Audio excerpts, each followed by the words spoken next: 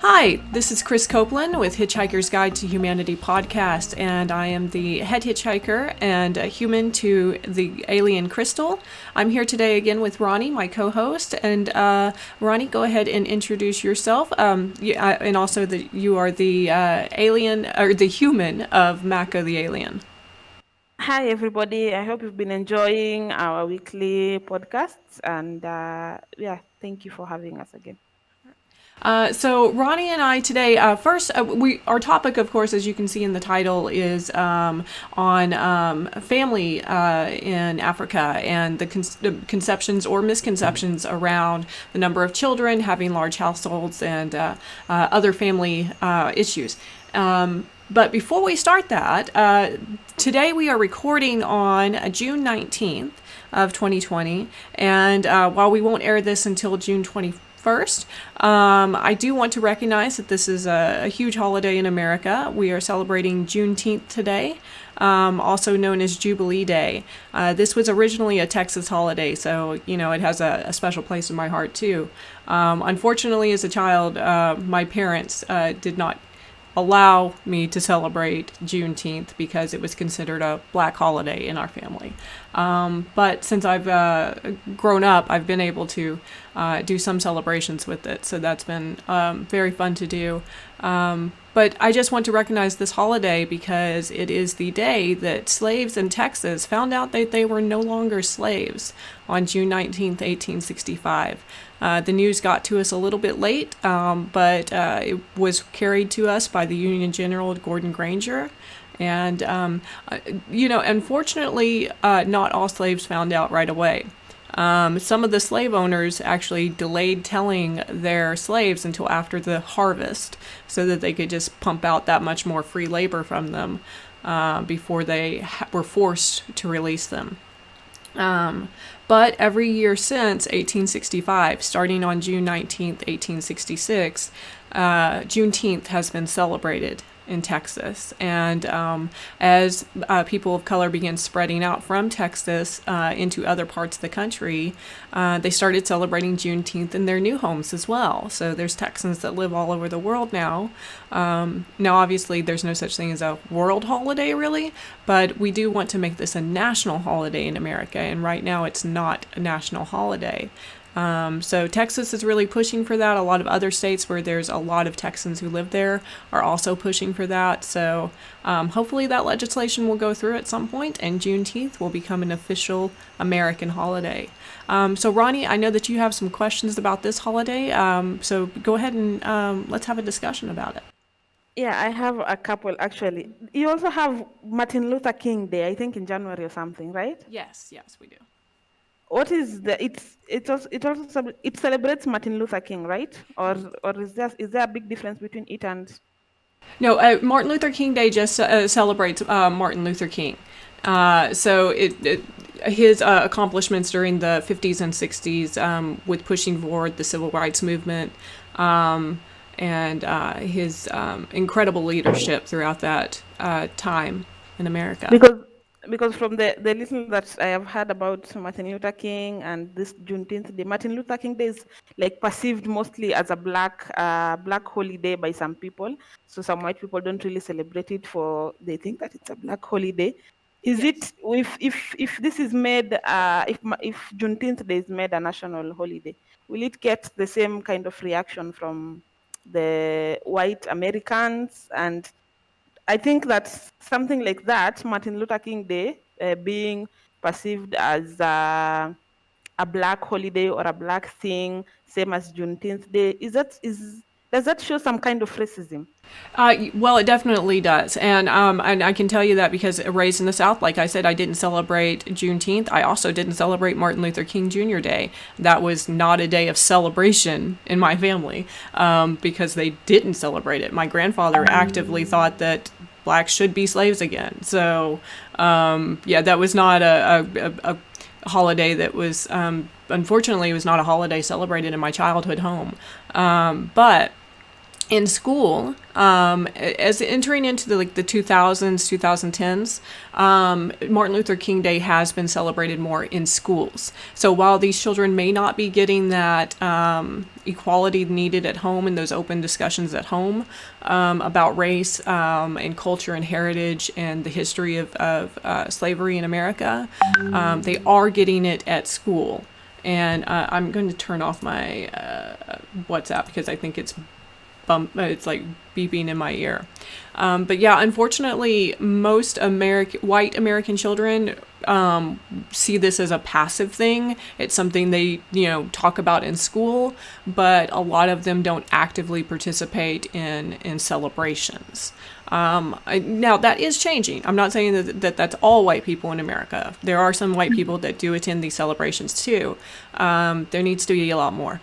And until those conversations start happening at home and, parents are willing to have an open discussion about race and racism and the history of race in America, then I don't see that changing a whole lot, even with Juneteenth becoming a national holiday. So. It has been a long time since the holiday was like it was a holiday, and it started in Texas, right? And it's celebrated mostly in Texas. Why do you think Yes. it has not gained a lot of traction in the other states? Most people do not. I'm sure there are a lot of people who don't even know about it in Well, America, right? Most people, I mean, I don't really know because I don't know what other states get. I can tell you that when I was in Oklahoma as a teacher, we did not teach Juneteenth as part of the curriculum. But then again, school is out during Juneteenth, so that may be part of it. Martin Luther King Day, we did celebrate in Oklahoma schools. We would have videos about Martin Luther King, and we would have reading of his speeches, and the kids would really get to analyze it. Some would even like role play it, and they would have plays. And so there is a lot more activity around Martin Luther King Jr. Day than there is around Juneteenth. Now, I will say that 49 out of 50 states have recognized this as a holiday, a significant celebration. There is one holdout, and it's Hawaii. I don't know why. I haven't researched why Hawaii has not chosen to say this is a state holiday. But the thing is, the state government is going to be different from the national government. Each state could have this as a state holiday, and it still not be a national holiday, like a federally recognized holiday. And I seriously doubt that would happen in this administration anyway, recognizing a holiday for people of color. So okay. I don't think it will happen in this election. Hopefully, if Trump is no longer in office, and I just will say that now, like everyone knows my beliefs on that. Hopefully, when Trump is no longer in office, then that could be pushed forward and more change made. Unfortunately, we can't even focus on recognizing a holiday right now in America because we're trying to keep Black people alive in America. So. Yeah. Okay. There's something that you mentioned, and I've heard you mention it a couple of times. Growing up in Texas, you're really vocal, and you speak out against racism issues a lot, and your ideas on that, your thoughts on that. So, but growing up in Texas, as a Texan child, I'm sure this is something that did not just come to you as an adult. It's something that you've had since you were a child. Correct me if that is wrong. But how was it growing up in a family whereby there were people who were racist, and in a state where racism was like really, really a lot of it? How was it growing up there for you? It was uneasy. I think that's the best word I can describe it, because I felt like I had to live this dual life. I would go to school, and my best friend was Black. She was half Black and half Mexican. So two things that my grandfather hated. And I did have other friends too, white friends and Black friends. But I remember I made a mistake of bringing her over to the house one day, and I got yelled at for it. And I'm trying not to cry right now because it still upsets me to this day that she might have been exposed to that hatred because I brought her into it. And I remember that my grandfather didn't treat her nicely, didn't treat her the same as he would a white friend. Like, I had another white friend that would come over, and he had no problem with her. But just kind of the way he treated was like he didn't talk to her much. He didn't really even acknowledge her presence in the room. And that really was upsetting to watch. And I don't even know if it felt anything, because I was too even embarrassed to just talk to her about it afterwards. What was I supposed to say? I'm sorry my grandfather was awful to you. And I knew the reason why, and I couldn't even say the reason why at the time. I didn't even fully understand the reason why, because I was only 8 years old, maybe. And that was really hard, because I would go to school and I would know that the things my grandfather would say about black people were not true, because he would say that they were of lower intelligence, that they were subhuman. And there were black kids in my classroom that were smarter than me. So I knew that wasn't true. And I would say that I always got good grades in school. I was considered highly intelligent for my age group. And there were still other black kids that were much smarter than me, and in ways that I couldn't probably even attain intelligence at that age. Their social skills were so much better. They could connect with people better. They were better at, there was one girl I know that was better at math than me. I lost her every time, and it was frustrating because, I was a competitor and wanted to win every time. And so I knew there was this split in what I was hearing at home and the reality of the world. And that was challenging to accept, because my grandfather was raised at a time where if he hadn't been racist, he would have been an outcast in his own community. So I have to reconcile the fact that he had this evil in him, but he was also this really good person at the same time.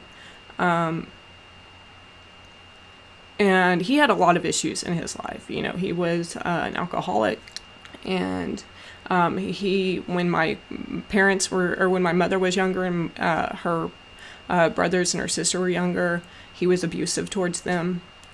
So the cycle of abuse just continued on. But when I came around, when I was living with my grandfather, he had completely changed that part of him. He still drank, but he wasn't drinking to excess anymore. He had that much better under control. And he wasn't violent anymore. I can remember 1 or 2 times that he spanked me, and I don't ever remember it being like incredibly painful or... in fact, I remember every time afterwards that he would just like hug me and tell me that he still loved me. So, and that's the culture of spanking in America. We could get into that on another topic, but yeah, it was incredibly hard trying to rationalize that this person I loved was also this person that I wouldn't like. Yeah. Yeah. Especially as I continued growing up. And he died when I was 12. So there's no... And I could tell even at the end of his life, he was starting to realize some things were wrong about his beliefs. But he was so close to the end that he never really got to explore that much before he passed. And then when I was a teenager, I kind of just rejected all ideas of racism and really started seeing the world as what it was, that this was not okay, that people could not be treated like this. And even then, I don't think I was as active as I probably should have. Definitely not as active as I should have been. All white people should have been more active. So hopefully we'll change that going forward. Yeah. Yeah, sorry about having to go through that at a very young age. Yeah, I mean, it was life in Texas for most white kids, especially poor white kids. And a lot of us still struggle as adults today to kind of reconcile our parents' beliefs with the fact that we know we have friends in school. Some of us even date people of color, and reconciling that with what our parents and our grandparents believed. So, yeah, it's that white guilt thing. A lot of that white guilt thing. Yeah. All right. So, just a final question on the topic. Is there a specific like tradition or specific way of celebrating Juneteenth Day? Because I've seen in America like Thanksgiving is marked with turkey and things like that. Is there a tradition for Juneteenth, like a food, a ceremony that's held, or is it just a passing holiday? I think it's more like a festival kind of thing. So this started as Ah. like church celebrations. So Mm-hmm. there would be speakers talking, and there would be a food set out. It was potluck style dinner where Mm-hmm. everyone brought dishes to share. And there was music playing. There's been actually like some really big festivals known over the years for Juneteenth, and I would have to look up the dates for them. But yeah, there's been like bigger ones than normal. But in general, every year it's usually just celebrated with like local church events or local community centers. Okay. Now there was a particularly disturbing year in my hometown, Corsicana, Texas, 1993. During a Juneteenth celebration, the KKK protested, and a black man was murdered in my hometown. So there's also been incidents like that, and where people have had to like fight off the KKK just to celebrate. Yeah, so there's still a lot of issues with getting this to be an official holiday, and even just getting it to be celebrated safely. So yeah, thank you for enlightening me about Juneteenth. I only heard about Juneteenth once in this television show I was watching, and I was like, I've never heard of such a holiday before. So I quickly did a search on it, and I got to learn just the basics of what it is and compared it to MLK Day. But yeah, I've really learned a lot about it today. Thank you. Awesome. So let's go ahead and get started with our conversation on family in Africa. As a Westerner, my view of it has always been Africans have a lot of babies because the birth control is not widely available, and it's required by tribal customs and things like that for women to produce a lot of heirs. And that the history of that is because, or the reasoning for that is because the same reasoning in all areas where people have lots of kids. Kids die a lot, and you need someone to take care of you when you're old, so you have more kids to make sure that at least some survive to adulthood to take care of you when you're old. So, from that Western perspective, can you kind of like tell me what's correct, what's not correct? What else am I? What else can I see here on this issue? Okay, in the past, like a couple of decades ago, that used to be true. People used to have a lot of kids, for the reason that if you have 10 children, there's a chance that 4 or 5 of them will be successful. Will be you have more chances of getting a doctor in the family, and maybe yeah something of the sort, a lawyer in the family. So you have more kids to take care of you in your old age, and like you said, some may die, and you have to be left with others. In some communities, it shows that you're rich if you have a lot of kids. I don't know if you remember, in our Maasai report, we talked about the way they express their wealth, them having wealth.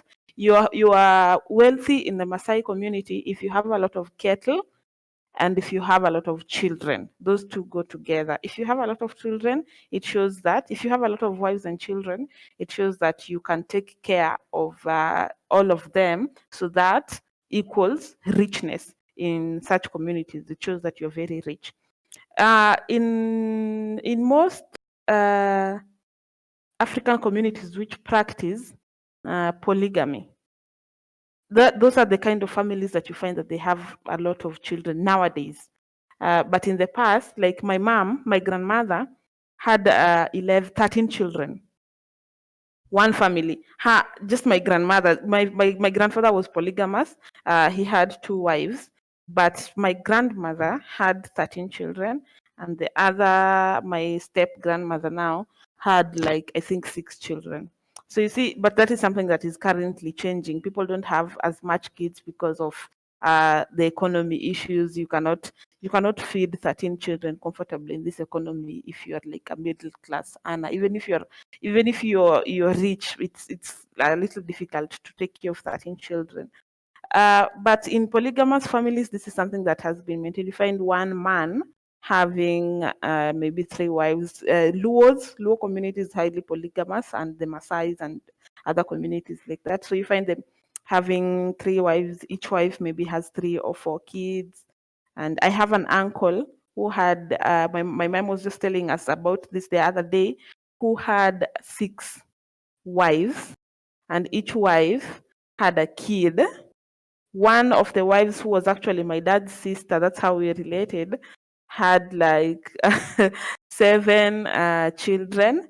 The other one also had like, I think 3, 4. So if you total that, that man ends up having like almost even 20 children in one family. So that is the genesis of the many kids in most communities in the African in Africa. You find people who have many wives, the man ends up having many children. But one woman having a lot of kids is nowadays, like, people are moving away from it a little bit because of economic issues, not because of cultural issues or traditional issues, because of economic issues. So in America, while that's definitely gone down as well, just, my grandmother was one of 11 children herself. So it's not that far removed, probably just one generation further back in America. Nowadays, people are having, 1, 2, or 3 kids usually. But there are pockets of communities in America that will have way more children. One of those is a polygamous group. Fundamentalist Mormons will have a lot of children like that. However, there's a very small number of those in America, probably only a few thousand, if that. So that's not those polygamous communities in America are not so overwhelming a number that it would be causing like major issues. Now, there have been issues with them getting onto welfare because they have so many kids and getting a lot of government benefits from those children. But that's another issue, and one that's got a lot of different moving parts to it that I won't get into right now. The other community that I've noticed in America that has a lot of children are poor people. Just in general, poor people still have a lot of children, mostly because they have less access to resources if they become pregnant and they don't want the pregnancy. They have less access to resources to prevent pregnancy altogether. And so there are still, or they have religious reasons that they don't use protection. And so they end up having, anywhere between 5 and 10 kids before they're 30 even.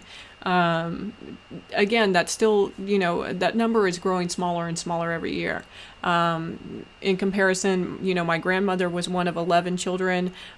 She had 4 children that survived herself, and I think she had 2 miscarriages and maybe like a stillborn. My mother only had 3 children. I only had 1 child. So every year we're going down in numbers. At least in my family. But that's not the case with everyone in my family. Those that are lower educated in my family have more kids. I'm thinking of a cousin in particular that seems to be pregnant every year and has been since she was 17, and now has 4 or 5 kids. I can't remember exactly, but she's only in her early 20s and she's got a lot of kids.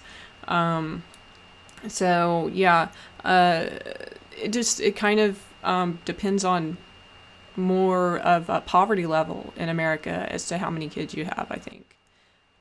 There's some Yeah.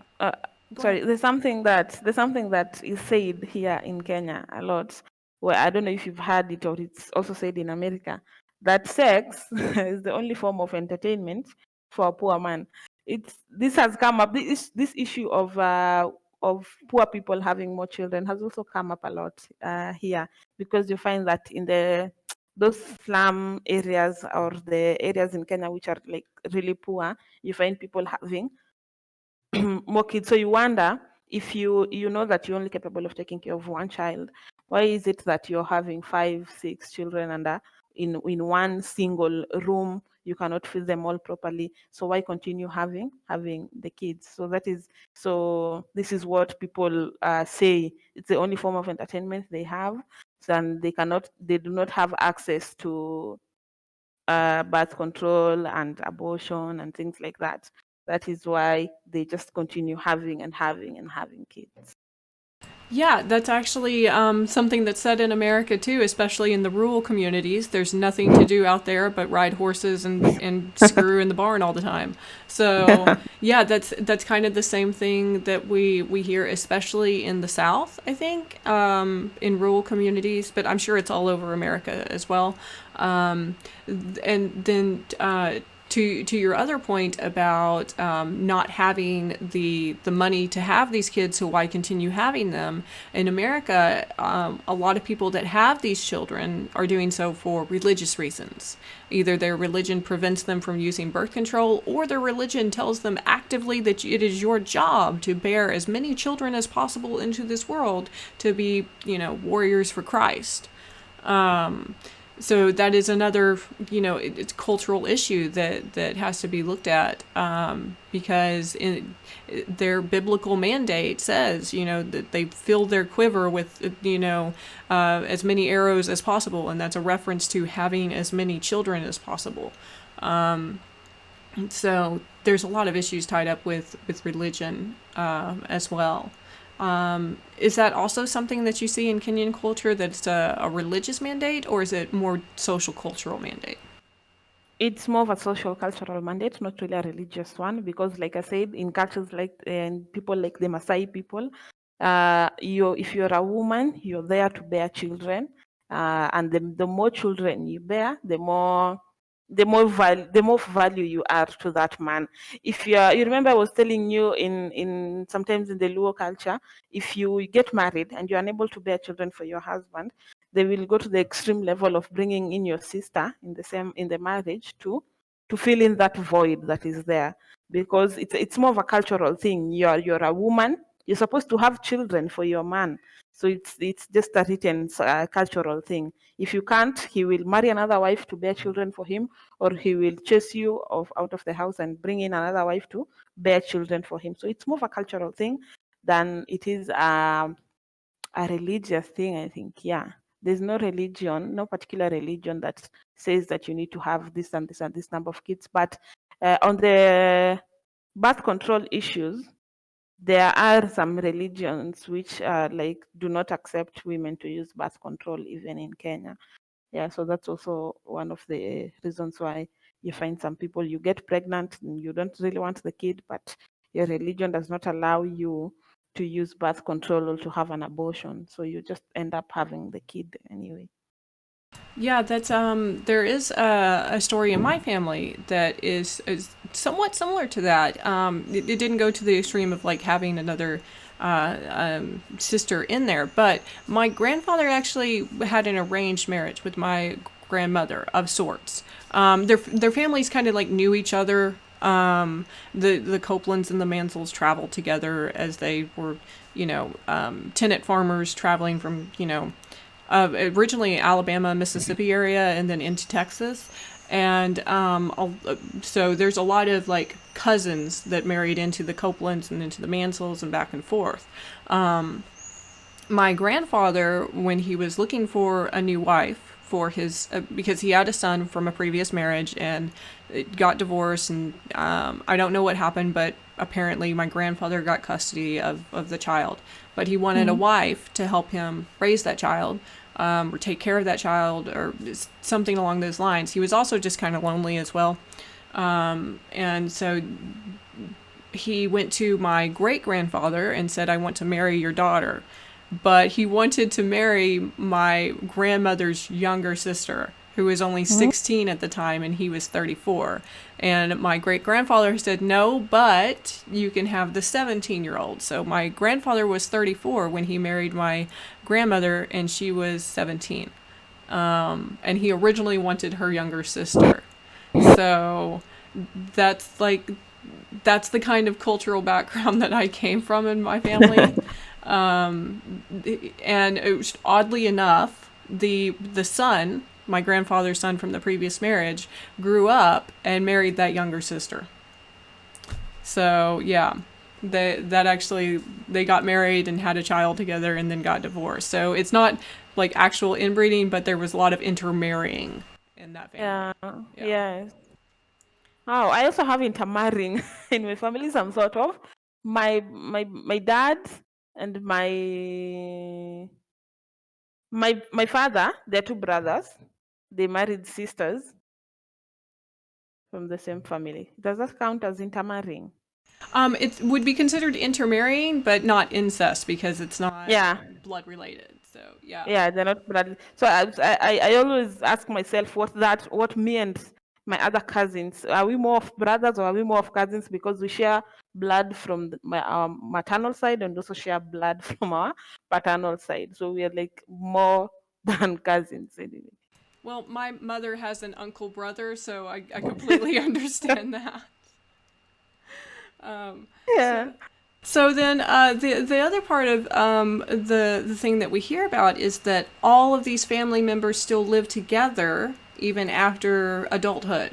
That they continue living in the same area or in the same house grouping.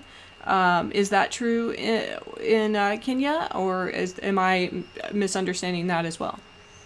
That is I think that's a complete misunderstanding in Kenya, because the only people who you see with living in an extended family are Muslims, who consider like family the way you know that under your roof, your nuclear family is family that you're supposed to live with under your roof.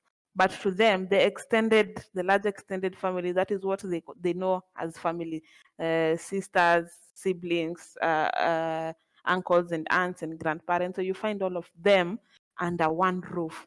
I don't think there's a Muslim family that just lives as father, mother, child. It is very difficult to find such families.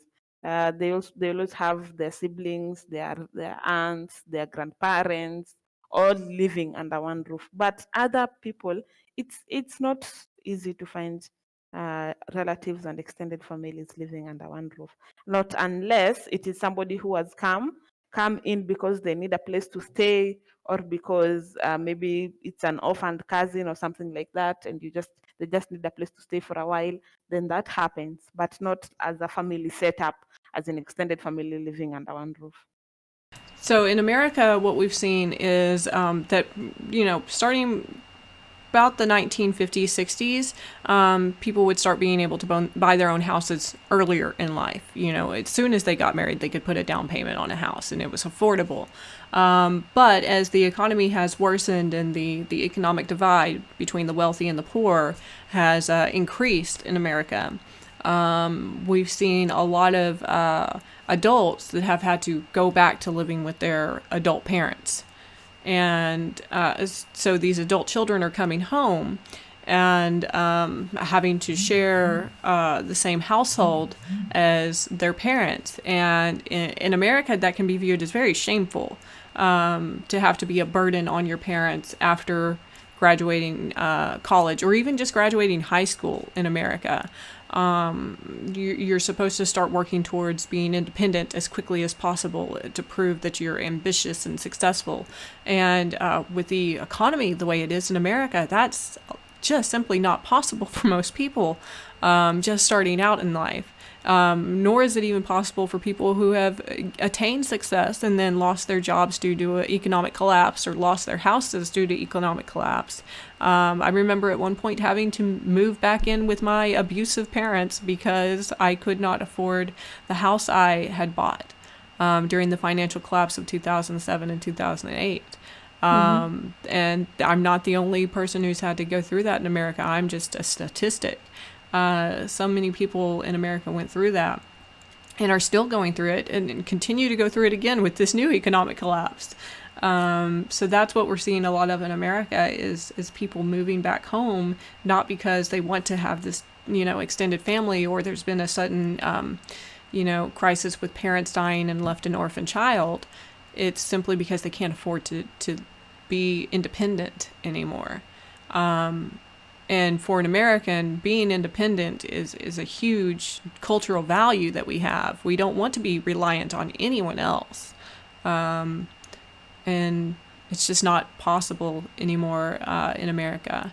It took me moving out of America to be able to become financially independent again after my divorce. So that kind of says a lot about the state of affairs in America. Are you seeing similar things going on with the economy in Kenya? And then, of course, this is all tied in with the coronavirus as well. Yeah. How are people, responding to that and dealing with it in Kenya? People, yeah, there are people who are having to move back. But in Kenya, what happens when you're in most people, especially from the western side of the country, when your parents and you're done raising children, they've all gone to college, they've all finished their studies. Most of the parents move out into the rural areas, into their customary traditional homes.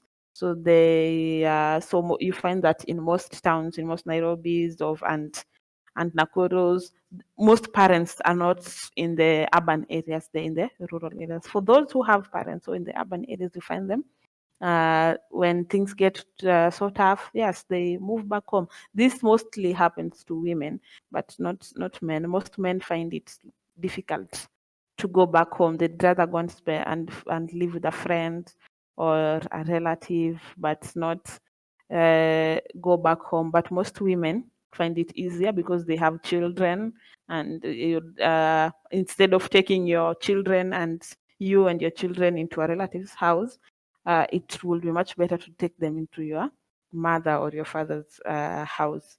And the coronavirus, as it has really destabilized people. There are people who are being chased out of their homes every single day. Landlords locking up their houses and chasing people away. So there are some nice people who are taking in strangers, because most people have been left homeless. There are people who sleep like literally outside. Their houses have been closed down. Landlords go to the extreme level of like removing the roofs of your houses, so that if you cannot pay, you are refusing to move, you don't have anywhere else to go, they remove the roof from your house. So people are coming out and helping each other raise rent. You see a lot of fund drives on social media. Such and such a person, we've confirmed, is dealing with this and this. There are people who are moving back home. The people who are, but we have cessation of movement in Nairobi. You cannot move away, move out of Nairobi at the moment. There's just that ban, so people cannot go to their rural homes where they can live rent free or move back home with their parents. You're stuck in Nairobi. If you're in Mombasa, there's also cessation of movement in Mombasa. You cannot move out of Mombasa, so you're stuck being homeless. The people who can help you are in your rural home. Your parents are at home. You maybe have a house built in your rural home, but since there's that ban, you cannot. You have to just hover around Nairobi, friends, relatives, being homeless, sleeping on the streets, and things like that. There's even a family who's this lockdown thing found their father in their rural home. He had gone to visit the grandparents in their rural home. So these kids were left in the house alone. The father could not come back into Nairobi. The children could not go outside Nairobi. So the father could not work. Rent became an issue. The landlord removed the roof of their house and chased them so they were left living on the streets and things like that. So it's really tough in terms of housing during this coronavirus pandemic issue in Kenya. Wow, that's really sad to hear. And so the Kenyan government hasn't stepped in and said we're putting holds on all rent and all loan payments and all of those for the time being? No, not at all. The Kenyan government, I think what they are doing with, there's really a lot of issues around this, the money that they are getting for helping with the corona issues, and them as a government, what they're doing to help. They're saying that they're bringing in, they're importing this I don't know, they're called ventilating machines or something into the into the country. That is the only thing that you see they are helping with, because they've not, and putting putting up curfews and lockdown issues, but like helping people with their rent and feeding people during these issues, we don't have that in Kenya. Anywhere on our own. We don't have the government coming in helping with food, helping with things. At the beginning they used to give people you register if you're really poor and you need help during this time, so you register your numbers and you receive, I think it was like 2,000 bob every month for the needy families. But that, I think they like 10% of the people who registered are the only ones who received this money, and they only receive it for the first month or two. That has ceased to happen. We are paying rent as usual.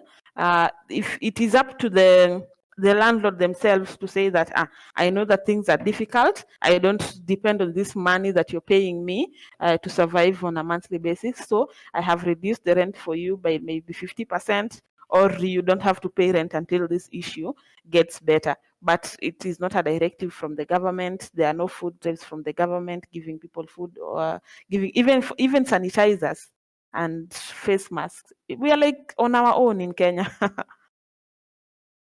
Wow, that's sounding a lot like how what America is slipping into now. There were supports in place when this first started, but all those supports were only temporary, only to last a month, 2 months max.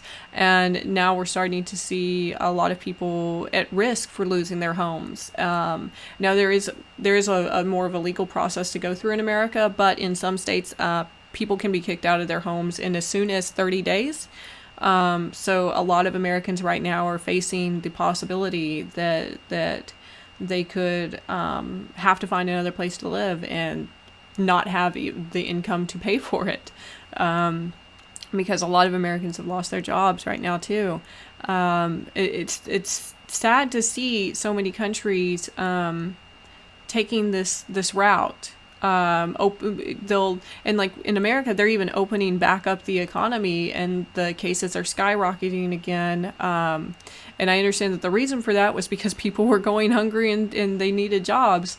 But it's just such a difficult thing to watch happen around the world, especially when I'm sitting in a country where the cases have bottomed out. Our hospitals are emptying out. We have very few new cases a day. We have very few deaths a day. Those are people that are already ill, already old, already experiencing a lot of other health concerns. Those extreme outliers that we just cannot save with the technology that we have available today. And watching how my society is opening back up here in safety. We're doing it safely, and we've got the space to do that. In so many places around the world, that's just not possible. So it's like a combination of relief that I'm here and survivor's guilt that I'm here. Yeah. Like here, now things are in Kenya. Now things are almost back to normal. The only thing that is not back to normal is maybe schools have not reopened, but people are going about their business. Like there's no, like the virus is not there. The reason for this is that if you don't, there's nobody who's going to come and help you out. You'll be left homeless in a month. Your kids are going to go hungry. Then you cannot help yourself. So if you walk around town, people are crowded as usual. Things are back to normal. Things are not back to normal, but they're back to normal because there's nothing that we can do about it. We have to work. You have to go to work. You have to. The only thing that has not happened are schools reopening. But other than that, people have to survive. So you just hear people on the street saying, I cannot let my family die because of hunger and cold and being outside because of fear of the coronavirus. If it comes, then it comes. The government is not doing anything to help us. So yeah, people are just left. I've just left it to that. If it comes, then let it come. We'll deal with it when it comes. And people are moving on with their lives, not because we are ignorant or we want to move on with our lives, even though this issue is still there and our cases are skyrocketing every other day. We are getting increasing and increasing cases. People are still dying, but you don't have an option. You either stay in your house and die and starve and be homeless, or you go to work and you hustle it out and just pray to your God that that it does not catch up to you.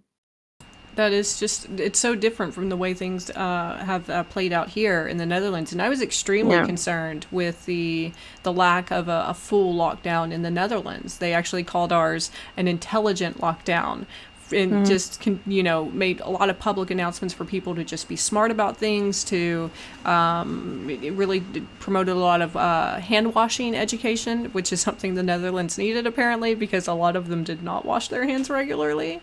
Gross.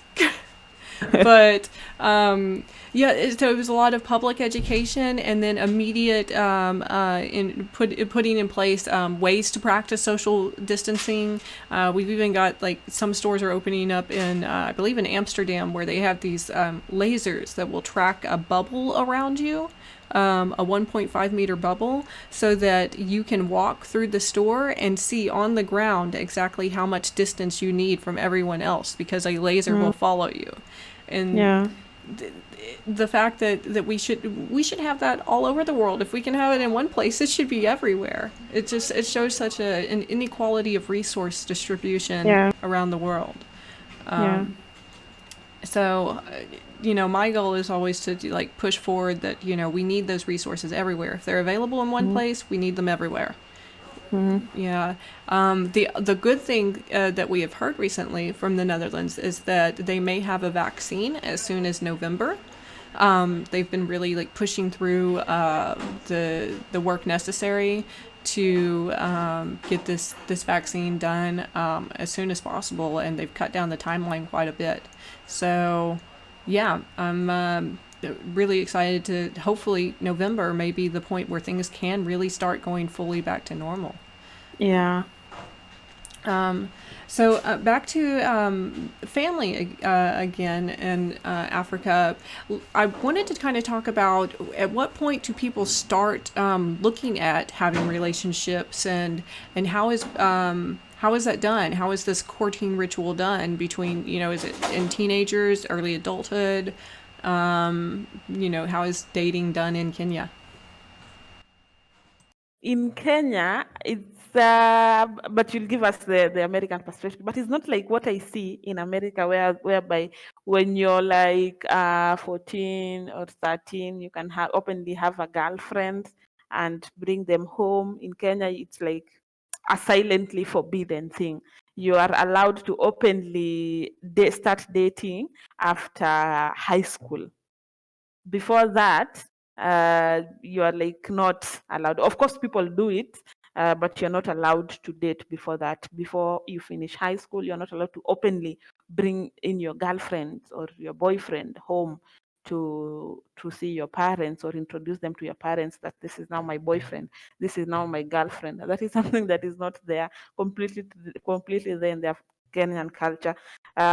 If their parents who like allow this, it's just maybe like the outliers, but the norm is that when if you have them, you hide them from your parents or your siblings. But after you're 18 and you're out of the house, after out of high school, then you can openly bring in your girlfriends and your boyfriends to your parents. Yeah, but there's this research or news that we just had in the last 1 week in Kenya, that one county, Machakos County, recently recorded 4,000 children who have gotten pregnant. 4,000 over between the ages of 14 and 19 years old who have gotten pregnant. So it has been a wake up call for parents to check what their kids are doing when they are at home, and because most parents think that, oh, because I've forbidden my child from dating until they are past high school age, uh, you think that they're not doing it, but they're secretly like you send the kids to the shop and they find some 10 minutes to see their boyfriend. They have phones. You don't know what they're doing on those phones at that age. But yeah, the norm is that you start dating past high school. That is when you're allowed to have a boyfriend. That is the norm in Kenya. So we do see a lot of those issues in America too. We do not see them as nearly as much. Like I've never, as far as I know, I've never even met anyone who was a teenager when they had children here. Most people don't even have children until they're about 30 here now. That's the new average for getting married and having children in the Netherlands. But America is very much like Kenyan culture in that way. It's getting better. You know, parents and children are starting to communicate better about, you know, that these are things that are just going to happen. Kids who become teenagers hit puberty. It's literally built into their body to start experimenting at this point, to start figuring out what that stuff does. And until we stop denying the biology behind this and really trying to figure out, okay, well then how do we educate our children to experiment safely with other children and make sure that it is actually like, you know, not some pervy old man that's like hitting them up on the internet, but, you know, age appropriate. And then also discussing with them that, you know, there's a lot of emotions that come with sex. And having those open conversations around, you may just not be ready at this point in your development because you're going through a lot of changes yourself, and sex is a really big step, and there's a lot of adult emotions that come with that can be really overwhelming for teenagers. It was something that I experienced when I first had sex. And if we have those open conversations with our children, they're more likely to make responsible decisions. They may still experiment, but they may hold off on going full out sex. They may start with like play first and then slowly build into that as they develop security and trust with their partner, their age appropriate partner. And that is actually incredibly healthy, because that means that by the time they graduate high school, if they're still with that one person they started experimenting with back in the day, and they developed that trust relationship with them, they now have the pathway forward for what a healthy relationship is built on. Slow trust over time, and then slowly sharing yourself physically with that person instead of just like jumping into the sack on the first date from Tinder. That seems to just be such a healthier way of dealing with it, because then these kids don't develop issues of feeling like they gave too much of themselves when they weren't actually in love, or they weren't actually prepared. We need to arm our children with knowledge, but also make sure that they have autonomy of their own body, that they get to decide what happens to it. And I think a lot of kids, once they have that kind of education and that kind of experience with discussing sex within their family, they are less likely to actually have sex before they're ready. And you're also treating them more as like the young adult that they're becoming, which generates great respect and trust between the parent and the child. They know that they can come to you and say, look, you know, I had sex and now I think I might be pregnant. Can you help me out of this situation? Can you advise me on what to do? And making sure that you keep those lines of communication open, protect your children. So yeah, that's I think that's the healthiest way to do it, and it's what I see here in the Netherlands a lot too. That children are educated on how to protect themselves. But one thing that I've talked to with Dan here, the Dutchie, is that they don't get a lot of conversation about the emotions of sex. They get the physical talk about how to protect themselves, but they don't get a talk about the emotions that come up with sex. And I think that's something that could really be worked on in this community as well, in the Dutch community, working towards a more open conversation about the emotional part of it, so that children don't have the complexes that they grow up having, thinking that, am I supposed to do it like this? Is this soon enough? Is this too soon? So what is that?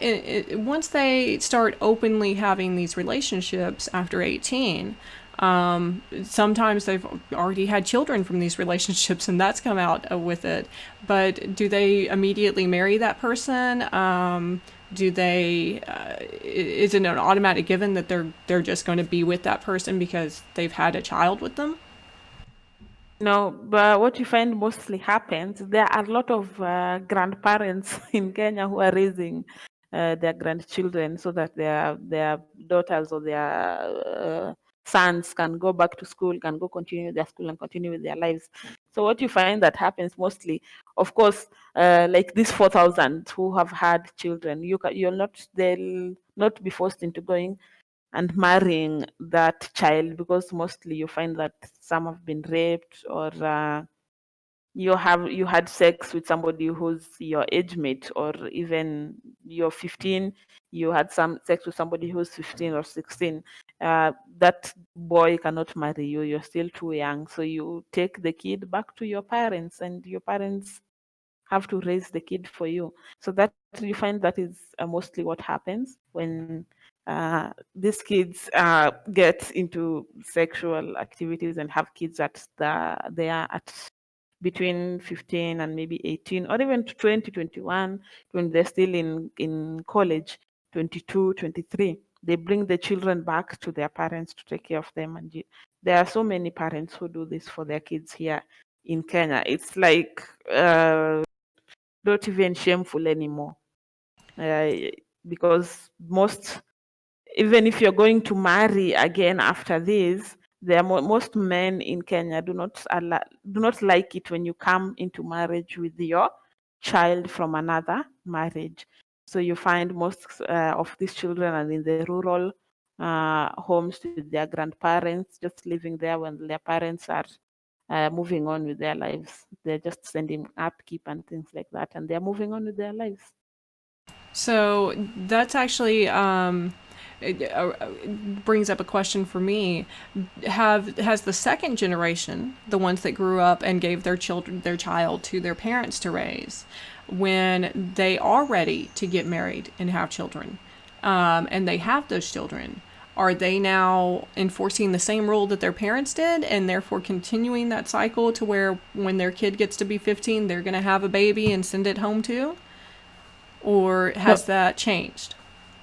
there are some parents who are changing this and becoming more open in discussing the sexual issues with them. Like me, I have a son, and he's only 2 at the moment, but I'm intending to raise him with this kind of openness that you've just been talking about, having building that trust, and him knowing, talking to him about the sex issues, which were not part of my growing up. I was not told any of this. So just when I started menstruating, that's when my mom just showed me how to use a pad, and then told me that you can now get pregnant. If you have any sexual relations with a man, you can get pregnant. And that was it. That was the only discussion we had.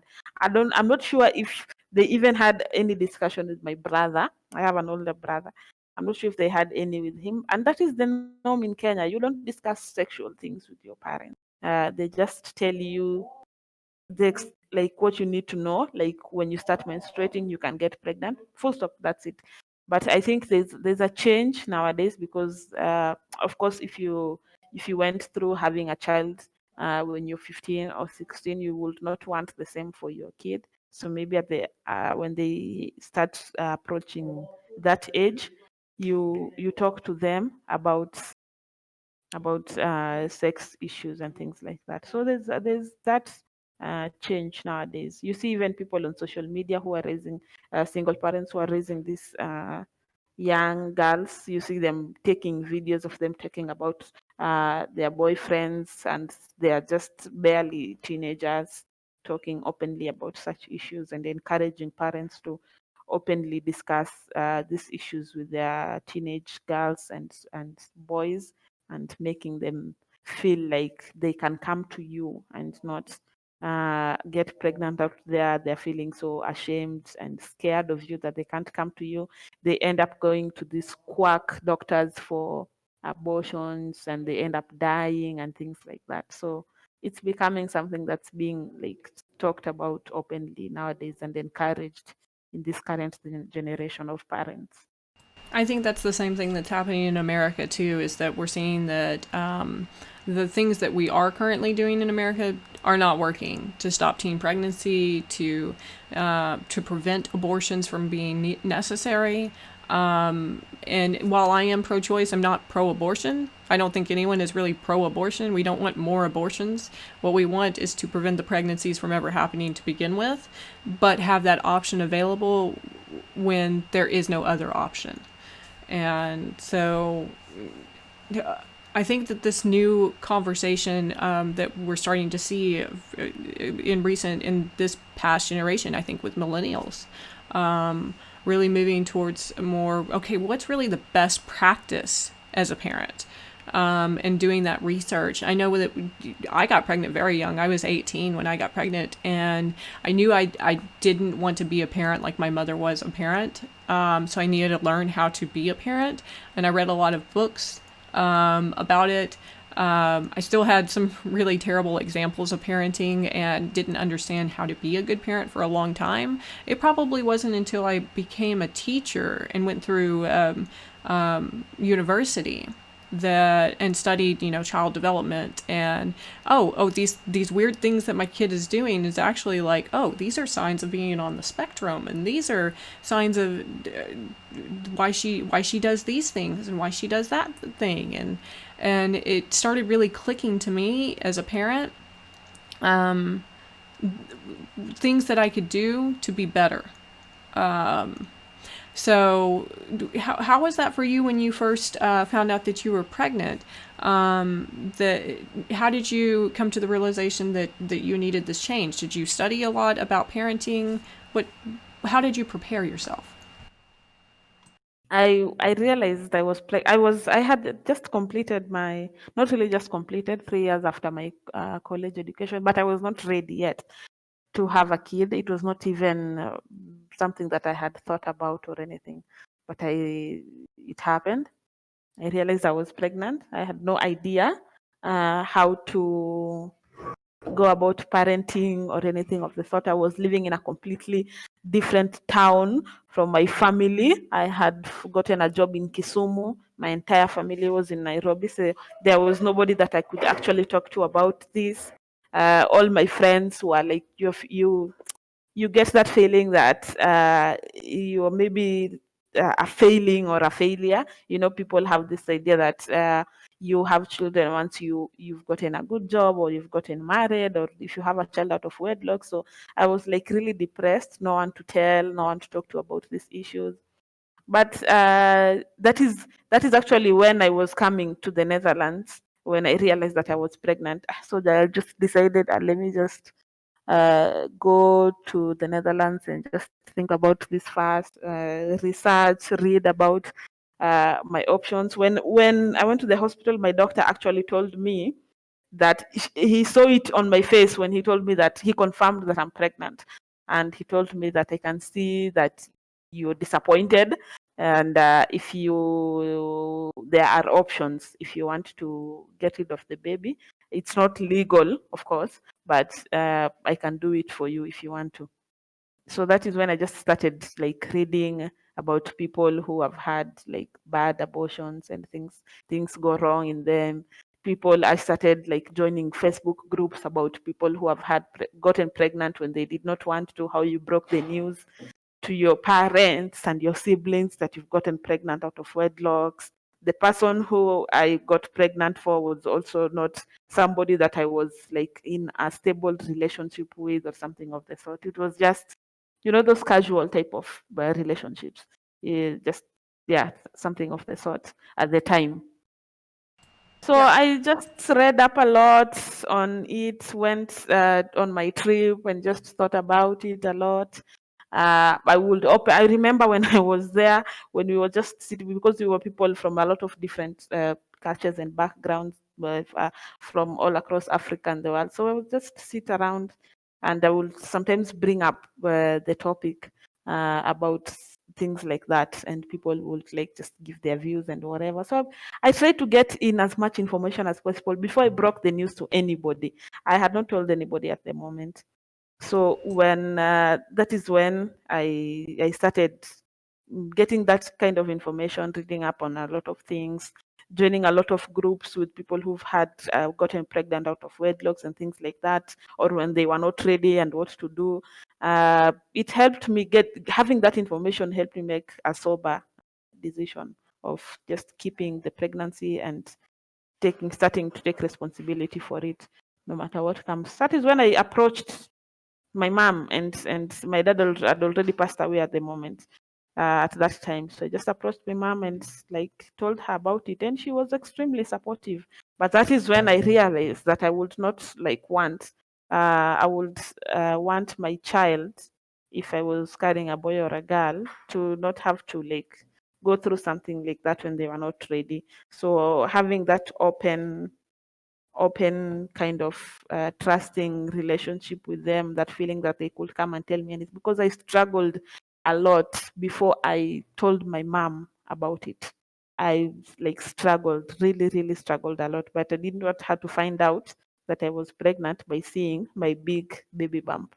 And I also needed a lot of guidance, and I needed her a lot, but I did not know how I could even start breaking the news to her that uh, I've gotten pregnant like out of wedlocks, and it's not even a serious relationship with the dad. I'm probably setting myself up to being a single mom and things like that. So it was, yeah, I saw the importance of building that kind of relationship with a parent where you can openly discuss such things. I would not have suffered so much and struggled so much before telling her. But once I told her, she was extremely supportive about it, and she was extremely nice and has been through and through, through and through. So it's not that our parents will not support us or love us after it or something like that. It's just about opening up and having open the discussions with them, knowing that we can trust them. And that's how I want to raise my kid, knowing that they can tell me anything and I will help them through it, through anything that, yeah. Well, that's awesome, and that's definitely like a great way to approach it if you're in a difficult situation. Like you did all the research, you asked opinions from several people. What I actually Yeah. thought was interesting, you said you didn't tell anybody, but you actually told several strangers before you told your family. And sometimes that really is the right answer, because the strangers don't have any kind of stake in the game. Yeah. They Yeah. don't care Yeah. one way or another how it turns out, other than they would like to see everybody happy. That's Mm-hmm. probably what the most you're going to get from a stranger.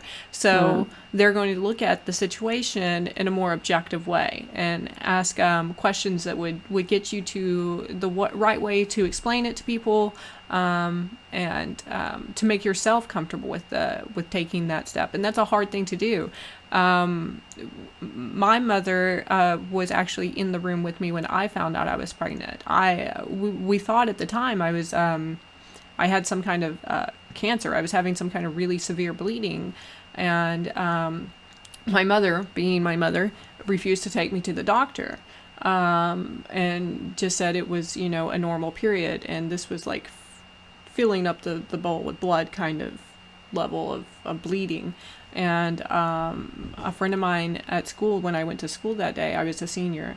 I was crying in the bathroom about it because I thought I was dying, and my mother wouldn't do anything. And when she saw what was going on, she immediately went to the front office and said, "Look, you call her mom, and you tell her to get up here and get her to a hospital, or I will pull her out of school myself and take her to a hospital. She's 18, she can sign herself out." So at that point, the school took action and forced my mother to come up and take me to the doctor. Mm-hmm.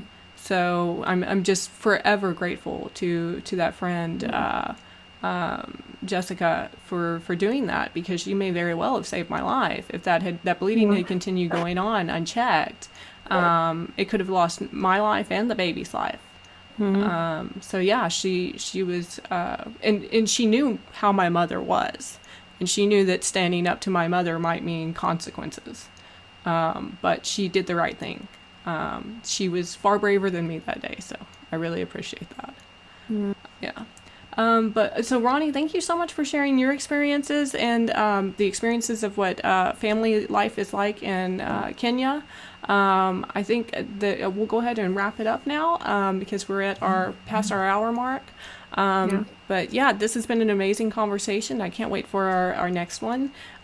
Just a quick announcement that we are trying to schedule a friend of mine who is part of the Maasai tribe to come and have a conversation with us.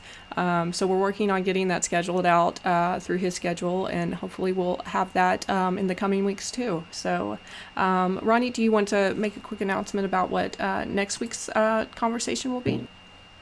So next week we'll be discussing poverty issues and Western aid in Kenya, Western aid for Africans and how that's like. I'm really excited to talk about this because I've been on the receiving end of a lot of grants and things like that from the West towards helping rural communities. So that will be an interesting topic for me, and I'm looking forward to discussing it. And if you've been listening in, please drop us a comment and tell us what we could do better and some suggestions of some topics that you want to listen to. Yeah, and also tell us about what your family was like growing up. Did you have a statistically significant difference from the average person in your community, or was yours right on par? Share what it's like in your country or in your city. And thank you all so much for joining me today. Thank you, watchers, and please like and subscribe. You can also check us out on Facebook at facebook.com/Hitchhiker's Guide to Humanity. Thank you all for joining. Bye.